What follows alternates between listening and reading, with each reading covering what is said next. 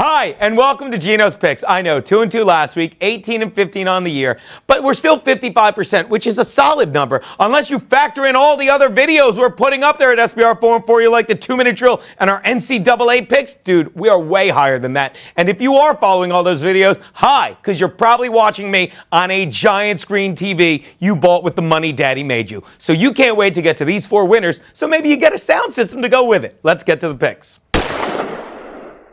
My first pick, the Green Bay Packers are only laying 11.5 to the Lions at Lambeau Field. Look, the Lions made some moves this week, solidifying they will remain the worst team in the NFL, firing everybody that put this terrible regime in place and keeping the one man, Jim Caldwell, who can consistently put up big numbers for you in the loss column. Aaron Rodgers is coming off a great game statistically that translated into a loss, but a lot of that was his defense's fault. Well, nothing makes a defense look better than a visit from the Lions and Matt Stafford, who is converting under 50% of his third downs. And let me tell you, when you have the Detroit rushing attack, you're going to have a lot of third downs. The only place you're going to see players who have more problems with downs than Detroit is the Special Olympics. Take Green Bay.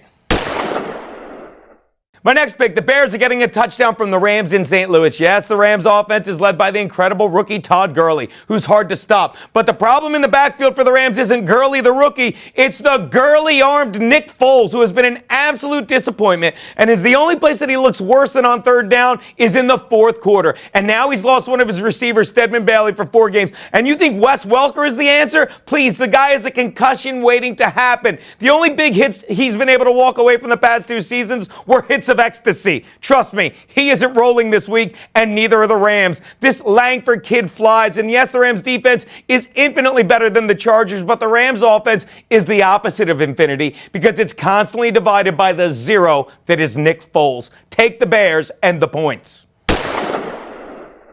My next pick, the Patriots are giving 7 to the Giants at MetLife Stadium. Yeah, I know. Dion Lewis is out for the year with a torn MCL. And yes, the famed Pro Football Focus gave him, you ready for this? There's a thing called elusive rating, and his was a 165.2. You know what LeGarrette Blount's is? 0, because he runs directly at you and directly over you, and Bill Belichick just knows how to plan around any team and every team. And if you want a real stat that tells you all you need to know, the Giants lead the NFL in tackles. That's not good because that means their defense is always on the field. Leading the NFL in tackles is like graduating at the top of your class if you're Ray Rice for domestic abuse. Yeah, I really learned how to not hit a bitch. Stop it. Take the Patriots. Lay the points.